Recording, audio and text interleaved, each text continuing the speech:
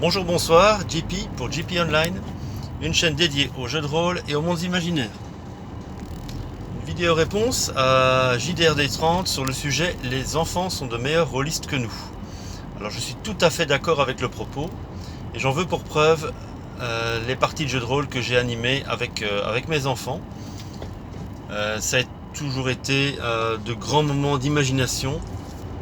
Les, les enfants ont toujours des propositions surprenantes aux situations qu'on leur propose, toujours des réponses surprenantes.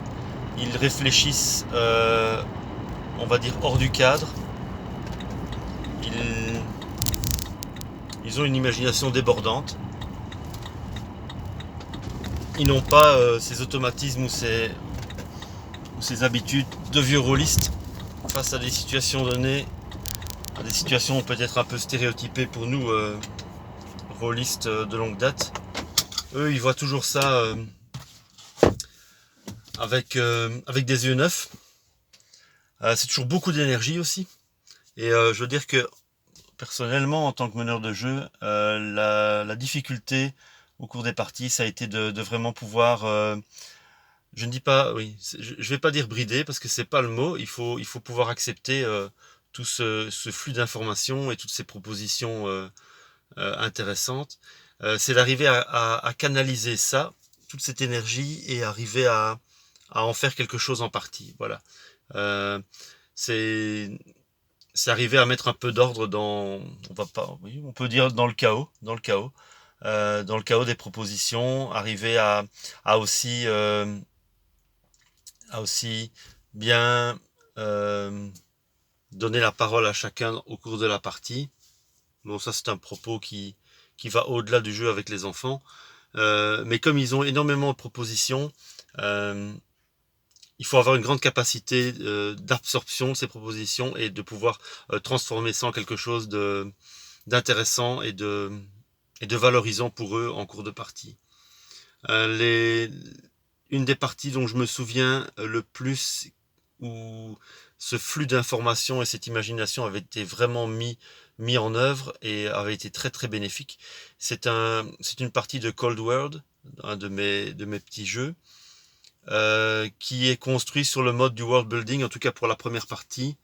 On a une séance, on va dire une séance zéro, où les joueurs vont être invités à construire de manière collégiale certains éléments du jeu et à déterminer des éléments du setting. Et là, pour le coup, avec les enfants, c'était juste énorme, quoi. J'avais une carte au départ, une carte des lieux, donc une petite ville. Donc c'est un jeu un peu post-apocalyptique. Et au départ de leur refuge qui était au centre de la ville, et sur lesquels aussi ils avaient dû mettre des éléments et créer un cadre de jeu. Euh, je leur avais préparé toute une série de questions et là ça a été ça a été un vrai festival avec plein de propositions super intéressantes. J'en étais même arrivé à sortir un paquet de post-it et à noter leurs propositions au fur et à mesure et à coller ça un peu partout sur la table et pour finalement avec eux pouvoir trier un peu toutes leurs propositions et arriver à mettre en place un setting complet. Là c'était vraiment l'imagination au pouvoir et alors aussi de leur part une grande capacité à s'approprier l'univers de jeu avec cette méthode. Alors après pour le reste oui, on va dire en partie de jeux de rôle plus classiques et face à des situations relativement classiques des jeux de rôle médiévaux fantastiques ou science-fiction, puisqu'on a fait des jeux qui s'approchent de Donjons Dragons, on a joué à du Star Wars, on a aussi fait un peu d'horrifique avec de l'appel de Cthulhu, ou approchant en tout cas.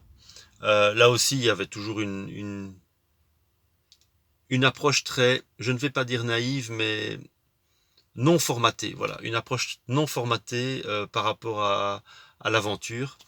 Et toujours alors cette capacité à voir out of the box, comme on dit, à voir plus loin que les réactions trop formaté justement qu'on peut avoir en tant qu'ancien rôliste. Et là actuellement, même moi en tant que joueur, je participe à un atelier où je suis joueur.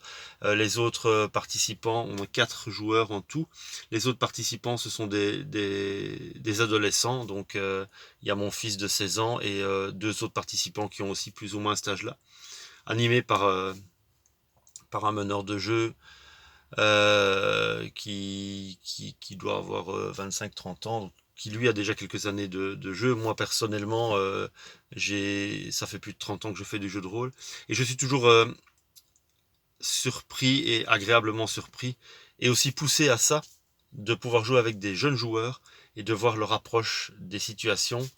Et de voir parfois que moi je suis pris au piège de mes propres réactions formatées. Et arriver de mon point de vue à me sortir de ça et aussi à redécouvrir certaines situations de jeu avec des yeux neufs. Voilà, je pense que ça c'est un des enseignements que nous, on va dire vieux grognards du jeu de rôle, on doit pouvoir tirer de ça. Jouer avec des enfants ou des jeunes, c'est toujours une expérience qui nous rajeunit quelque part et qui nous remet en question. Voilà. Ce sera tout pour cette réponse à JDRD30 sur les enfants sont de meilleurs joueurs de jeux de rôle que nous. Oui, clairement, clairement, mais on a tout à apprendre d'eux. Voilà. Je vous remercie pour l'écoute et je vous souhaite une bonne journée, une bonne soirée ou une bonne nuit, où que vous soyez. Au revoir.